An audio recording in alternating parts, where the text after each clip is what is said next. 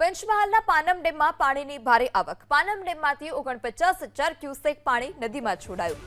પાનમ ડેમના 5 દરવાજા 7 ફૂટ સુધી ખોલાયા. પાનમ ડેમમાં હાલ 45,700 ક્યુસેક પાણીની આવક.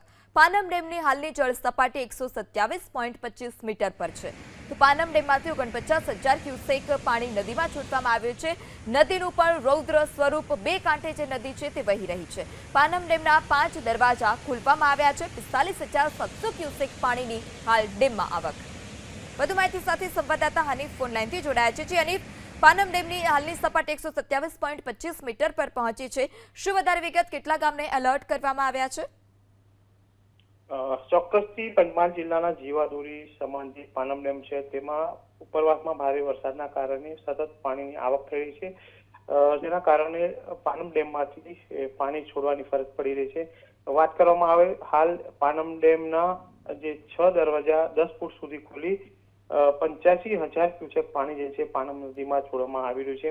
ખાસ કરીને પાનમ ડેમમાં 90,000 ક્યુસેક પાણીની આવક થઈ છે, તેની સામે 85,000 ક્યુસેક જે છે પાણી છોડવામાં આવી રહ્યું છે. કારણ કે જે રીતના ડેમનો રૂલ લેવલ જળવાય તે માટે આ પાણી છોડવામાં આવી રહ્યું છે.